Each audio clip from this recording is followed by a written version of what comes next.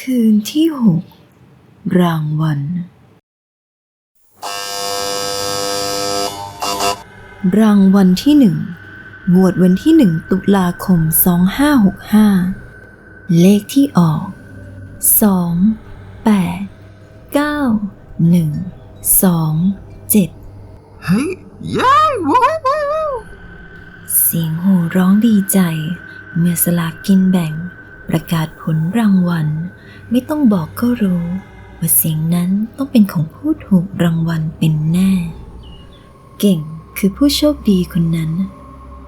ย้อนกลับไปก่อนหน้านี้เก่งคือชายหนุ่มที่ไม่เคยสนใจเรื่องการเสี่ยงโชคใดๆเลยไม่ว่าจะเป็นสลากกินแบ่งรัฐบาลที่ถูกกฎหมายไปจนถึงหวยใต้ดินกลับหน้าเป็นหลังกลับหลังเป็นหน้าหัวท้ายอะไรก็สุดแสนจะงงงวยตัวเขานั้นคิดเพียงแต่ว่าการเสี่ยงโชคนั้นเป็นเรื่องที่ไม่มีความมั่นคงเอาแน่เอานอนอะไรก็ไม่ได้โดยเฉพาะอย่างการที่ได้รางวัลมานั้นต้องขึ้นกับคนอื่นแล้วการไม่ได้ลงมือลงแรงทำเองมันไม่มีทางได้มาง่ายๆหรอกและเก่งเองก็คิดว่าใครๆก็รู้ในข้อนี้ดีเพียงแต่ว่าการเสี่ยงโชคสำหรับใครบางคนอาจจะมองเป็นเรื่องของความสนุกเพื่อเพิ่มอรรถรสให้ชีวิตก็แค่เท่านั้นแต่ก็นั่นล่ะมันไม่ใช่สำหรับใครบางคนอีกอยู่ดีที่เล่นหนักจัดเต็มทุกงวดได้มาก็โอ้อวดเมื่อเสียก็เงียบปากถัวเฉลี่ยกันแล้วก็ไม่แน่ใจนักหรอกว่าได้หรือเสียมากน้อยกว่ากันแต่ก็เอาเถอะเรื่องของคนอื่นเขาในวันที่สุดแสนธรรมดานี้เก่งถึงแม้จะมีรถส่วนตัวไปทำงานก็นั่งรถโดยสารสาธารณะในสภาวะน้ำมันแพงแบบนี้ตัวเขาเองตัวคนเดียวไม่ได้รู้สึกลำบากอะไรจะบอกว่าเขาเป็นคนประหยัดมัธยัสถ์ก็น่าจะพอได้เพราะเดี๋ยวนี้อนาคตอะไรก็ไม่แน่นอนอยู่บริษัทใหญ่มั่นคงแค่ไหนเก่งถูกจดหมายน้อยๆส่งอีเมลมาบอกเลิกจ้างกันได้ง่ายๆทุกอย่างดูมาเร็วไปเร็วจนน่าใจหายในตอนนี้เก่งที่ยืนเบียดเสียดบนรถเมล์ในช่วงเวลาเร่งด่วนโชคดีหน่อยที่ตอนนี้โรคระบาดก็คลายลงแล้วแต่ก็ยังต้องใส่หน้ากากอนามัยเพื่อความปลอดภัยอยู่ดีพอเขาเห็นป้ายรถเมล์ที่ตัวเองต้องลงก็เตรียมขยับออกมาสายตาเหลือบไปเห็นหญิงชราคนหนึ่งที่ขยับออกมาพร้อมกับเขา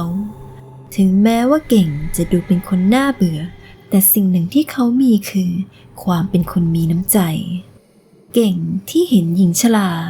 เดินเบียดเสียดคนอื่นอยู่ก็กลัวจะตกรถเขารีบออกตัวเดินเข้าไปให้ความช่วยเหลือทั้งที่เขาเองก็ต้องรีบลงรถเมล์เพื่อไปต่อรถไฟฟ้าให้ทันเวลาเข้างานเช่นกันเมื่อทั้งสองลงจากรถได้หญิงชรากล่าวขอบคุณเก่งพยักหน้ารับแล้วกำลังจะเดินจากไปแต่ถูกหญิงชรารั้งแขนเสื้อไว้ก่อนจะบอกเขาว่าให้ชายหนุ่มระวังตัวไว้มีวิญญาณตามเขาอยู่เก่งเมื่อได้ฟังก็อยากจะบอกว่าไร้สาระแต่ด้วยสีหน้าของหญิงชราผู้นี้ทำให้เขาเก็บอาการและกล่าวลาก่อนจะเดินออกมาเขาไม่ได้เก็บเอาคำของหญิงชรามาใส่ใจมากนักเมื่อเดินทางมาถึงบริษัทก็ทำงานปกติจนล่วงเลยมาถึงเวลาเลิกงานขณะเก็บของเตรียมตัวกลับบ้านรุ่นพี่ในออฟฟิศก็หอบงานกองโตก่อนจะกระแทกเอกสารเหล่านั้นลงบนโต๊ะของเขาแล้วบอกกับเขาด้วยหน้าตานิ่งเฉยว่าให้เขาเคลียร์เอกสารทั้งหมดภายในวันนี้เก่งทำได้แต่มองหน้าแต่ไม่กล้าจะบอกปฏิเสธในใจได้แต่คิดว่าทั้งวันก็ไม่เอามาให้พอจะกลับก็รีบเอามาให้ทำจงใจแกล้งเขาชัดๆโอทีถึงต่อให้เบิกได้ก็ไม่คุ้มค่ารถกลับบ้านก็มีน้อยกว่าจะถึงบ้านก็เหนื่อยอีกต่างหากถึงแม้จะเคืองมากแค่ไหนก็ได้แต่เก็บอาการทนรับสภาพออฟฟิศจิตป่วนเพราะเพื่อนของเขาเองก็เคยบ่นเรื่องเพื่อนร่วมงานเหมือนกันแสดงว่าวัฒนธรรมการทำงานของออฟฟิศแต่ละที่ก็ไม่ต่างกันมากนัก ที่ไหนไม่มีคนเห็นแก่ตัวขี้อิจฉาปากไม่ดีอีโก้แรงก็ถือว่าโชคดีของคนทำงานและบริษัทนั้นมากๆจะหาได้แค่1 ใน 100ละมั้งเก่งนั่งเคลียร์งานไปท้องก็ร้องไปจะหาน้ำใจใครมาช่วยก็ไม่มีทุกคนต่างหลบหน้าหลบตากลัวว่าจะโดนเรียกมาช่วยกันแทบทั้งนั้นทำไปทำมาก็ล่วงเลยไปถึง3 ทุ่มกว่างานจะแล้วเสร็จเงยหน้าขึ้นมาก็ไม่มีใครเหลืออยู่เลยเขารีบเก็บของแล้วเดินมาขึ้นลิฟต์ขณะที่ลิฟต์ค่อยๆเคลื่อนตัวลงก็หยุดลงที่ชั้น3เก่งที่ยืนท่าผ่อนคลายพอเห็นว่าลิฟต์หยุดคงจะมีคนเรียกจึงยืดตัวตรงเพื่อความสุภาพก่อนที่ประตูลิฟต์จะค่อยๆเปิดออกกลับไม่มีใครยืนอยู่เลยเขาจึงคิดว่าน่าจะเข้าไปที่ลิฟต์ตัวข้างๆแล้ว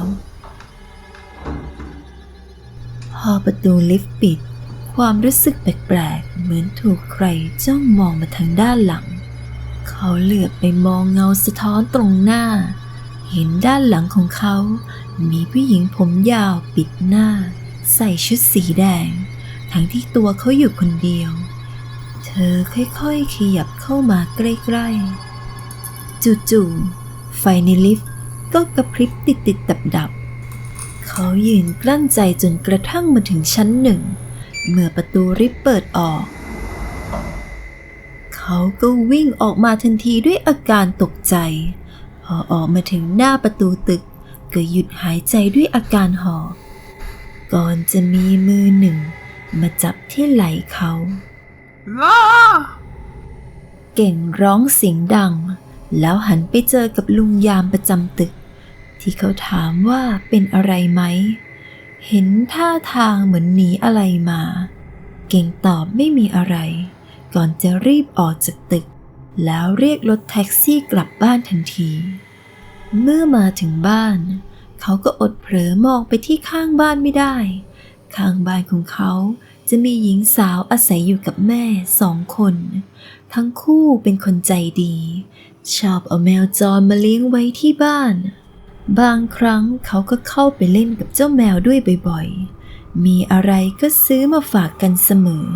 แต่ด้วยระยะนี้เขาไม่ค่อยเห็นหน้า2 แม่ลูกนี้เลย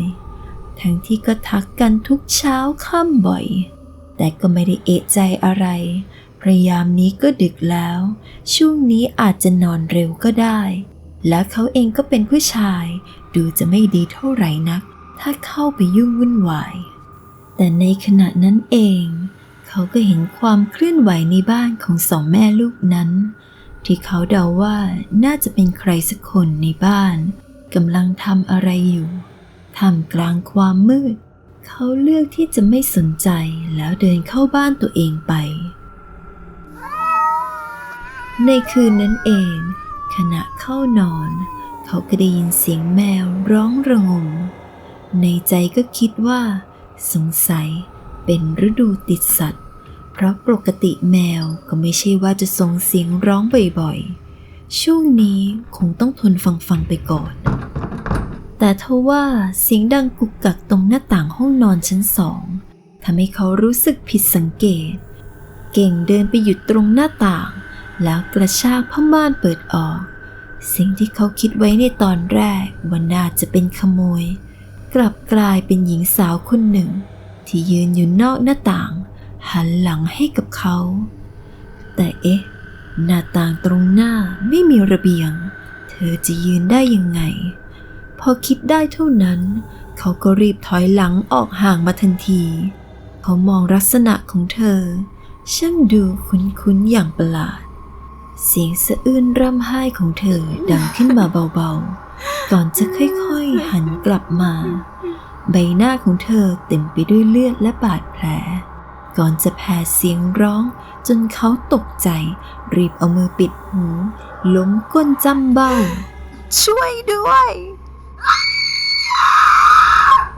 แล้วเธอก็เลือนหายไป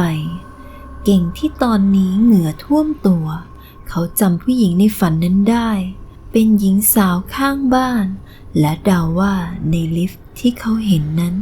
ก็น่าจะเป็นเธอเช่นกันในตอนนี้เขารู้สึกไม่ดีและคิดว่าพรุ่งนี้เขาจะแวะไปหาสองแม่ลูกข้างบ้านเพื่อความสบายใจรุ่งเช้าเก่งเตรียมออกไปทำงานโดยปกติเขาจะเห็นคุณแม่ของสาวข้างบ้านออกมารดน้ำต้นไม้ทุกวันและเขาก็เป็นขาประจำที่จะทักพูดคุยกันก่อนไปทำงานด้วยแต่ทว่าวันนี้เขาก็ยังไม่เจอใครเลยซึ่งมาลองคิดดูแล้วนี่ก็รวม3 วันแล้วนะที่ไม่เจอหน้าสองแม่ลูกคู่นี้เลยตอนนี้เขาเริ่มเอะใจในความไม่ปกตินี้แล้วและด้วยเรื่องเมื่อคืนทำให้เขารู้สึกเป็นกังวลก่อนที่จะเดินไปกดออดเรียกแต่ก็ไม่มีใครเปิดประตูออกมาโทรเข้าไปก็ไม่มีใครรับสายสุดท้ายจึงล่าถอยไปก่อนเพราะเขาเองก็กลัวจะไปทำงานสายแต่ระหว่างที่ออกจากหมู่บ้านเขาก็ได้แจ้งกับยามหมู่บ้านว่าข้างบ้านของเขาไม่ได้เห็นหน้ามาหลายวันแล้วพี่ยามเองก็บอกไม่เห็นเช่นกันปกติพี่ยามปั่นจักรยานผ่านทุกวันจะทักทายกันเสมอเดี๋ยววันนี้จะลองแวะเข้าไปดูช่วงกลางวันให้เก่งฝากพี่ยามและกล่าวขอบคุณก่อนจะออกไปทำงานตามปกติพอตกเย็นวันนี้เขารีบกลับบ้านทันทีที่ถึงเวลาเลิกงานเมื่อมาถึงละแวกบ้านของเขาก็เห็นคนยืนอออยู่ตรงหน้าบ้านของสองแม่ลูกเสียงพูดคุยกันจอแจไปหมดเขาเดินเข้าไปใกล้ๆและถามพี่ยามว่าเกิดอะไรขึ้นพี่ยามบอกว่าตอนบ่ายเขาลองแวะมาดูให้แล้วไม่มีใครออกมาจึงปรึกษากับกรรมการหมู่บ้านทางนั้นเขาตรวจสอบมาว่าเมื่อ5 วันก่อนลูกสาวของเจ้าของบ้านประสบอุบัติเหตุเสียชีวิตตัวของคุณแม่ที่อยู่คนเดียวน่าจะยังอยู่ในบ้านในเมื่อไม่เห็นมาหลายวันจึงกลัวว่าจะมีอะไรไม่ดีเกิดขึ้นทางหมู่บ้านจึงอนุญาตให้เข้าไปตรวจสอบพยายามเลยเข้าไปส่องดูตรงหน้าต่างเห็นว่าคุณแม่นอนอยู่กับพื้นจึงตามคนมาช่วยก่อนจะพบว่าคุณแม่เสียชีวิตแล้วคาดว่าน่าจะช็อกเพราะได้ทราบข่าวเรื่องที่ลูกสาวตายในตอนนั้นในบ้านมีแมวที่เลี้ยงเต็มไปหมดไม่รู้จะเอายังไงดีคงต้องให้เทศกิจมาจับไปเก่งที่ยืนอึ้งทั้งเสียใจกับการตายของสองแม่ลูกและเศร้าใจที่แมวเหล่านั้นจากที่เคยอยู่ดีกินดีต้องถูกจับไปไม่รู้จะเป็นตายร้ายดียังไงต่อแต่ตัวเขาเองก็ทำอะไรไม่ได้มากนอกจากช่วยเหลือติดต่อญาติพี่น้องของแม่ลูกคู่นี้ให้และไปร่วมงานศพเมื่อผ่านเหตุการณ์ดังกล่าวไปพี่ยามบอกว่าแมวข้างบ้านอีก2 วันจะมีเทศกิจมาจับไปแล้วระหว่างนี้เขาที่อาสาให้อาหารดูแลเจ้าแมวน้อยเหล่านี้อยู่แล้วก็พยักหน้ารับก่อนถอนหายใจเบาๆด้วยความสงสารเขาเองก็รักพวกมันเหมือนกันแต่การดูแลต้องใช้เงินมากทั้งอาหาร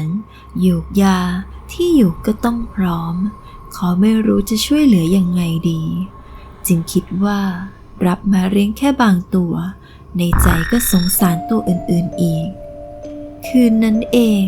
เก่งฝันว่าเขาเห็นแม่ลูกคู่นี้ยืนอยู่ตรงหน้าบ้าน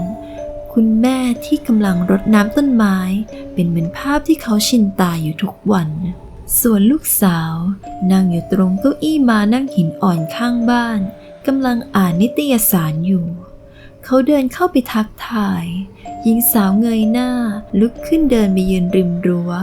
คุณแม่ที่ปิดน้ำแล้วเดินตามมายืนข้างๆทั้งคู่เอ่ยคำขอบคุณกับเขาแล้วบอกว่าขอให้เขาช่วยเหลือทั้งสองอีกเป็นครั้งสุดท้ายได้ไหมก่อนที่จะยื่นกระดาษที่มีตัวเลขมาแผ่นหนึ่งเขาตอบตกลงแล้วรับมามองที่ตัวเลขเหล่านั้นอย่างงงๆแล้วเงยหน้ามองสองแม่ลูกที่ยิ้มให้เขาอย่างเศร้าๆก่อนเขาจะตื่นเพราะเสียงแมวที่ร้องผิดปกติมาจากข้างบ้านนั่นเอง เขารู้ดีว่าสองแม่ลูกคงจะรักพวกมันมากถึงฝากให้เขาช่วยดูแลแมวเหล่านี้เขาเองก็คิดว่าตอนนี้คงต้องพึ่งโชคให้ช่วยแล้วล่ะไม่รอช้าเช้าวันถัดมาเขาพยายามหาเลขที่ทั้งสองแม่ลูกให้มาแต่ด้วยความที่เขาเองไม่ถนัดในเรื่องพวกนี้เท่าไหร่การตามหาเลขให้ตรงในสลากกินแบ่งก็ยากนักพ่อหนุ่มเอ้ยลอตเตอรี่ชุดสุดท้ายแล้วลูกช่วยซื้อหน่อยสิแต่เหมือนโชคจะเข้าข้างเขาถึงมันจะดูแปลกไปสักหน่อยที่อยู่ดีๆก็มีผู้พิการขายสลากกินแบ่งเข็นรถเข็นเข้ามาหาเขาขณะกำลังเดินไปขึ้นรถเมล์กลับบ้าน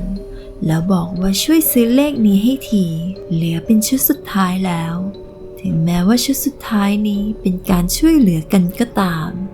คนขายผู้พิการยังขายให้เขาในราคาใบละ100 บาทอยู่ดีเก่งไม่อยากบ่นอะไรมากนักแต่พอเขาเห็นเลขในสลากก็ตกใจว่ามันคือเลขเดียวกันกับที่สองแม่ลูกให้เขามาเขาจึงซื้อชุดนี้มาทั้งหมดก่อนจะภาวนาว่าถ้าถูกรางวัลใหญ่เขาจะซื้อบ้านของสองแม่ลูกนี้ไว้เองและปรับปรุงให้เจ้าแมวได้อยู่เป็นสัดส่วนไม่ต้องลำบากอีกต่อไปเมื่อวันประกาศผลรางวัลออกเก่งถูกรางวัลที่1เลขชุด3 ใบ18 ล้านเขาตะโกนออกมาด้วยความดีใจก่อนจะตัดสินใจลาออกจากงานมาทำธุรกิจส่วนตัวที่ตั้งใจไว้และเขาก็ได้ทำตามสัญญาที่ให้ไว้กับสองแม่ลูกเขาซื้อบ้านของพวกเธอเลี้ยงดูบรรดาเจ้าแมวน้อยให้กินอยู่อย่างสุขสบายทั้งรักและเอาใจใส่เหมือนที่พวกเธอเคยทำชีวิตของเขาเองก็มีแต่สิ่งที่ดีขึ้นจวบจนทุกวันนี้เขาเองยังไม่อยากจะเชื่อเลยว่ารางวัลที่เขาได้รับมานั้นมันมากมายและมีความหมายต่ออีกหลายชีวิตแค่ไหนการเสี่ยงโชคมันไม่ง่ายจริงๆอย่างที่ฝันหรอกแล้วคุณล่ะงวดนี้ซื้อเลขอะไร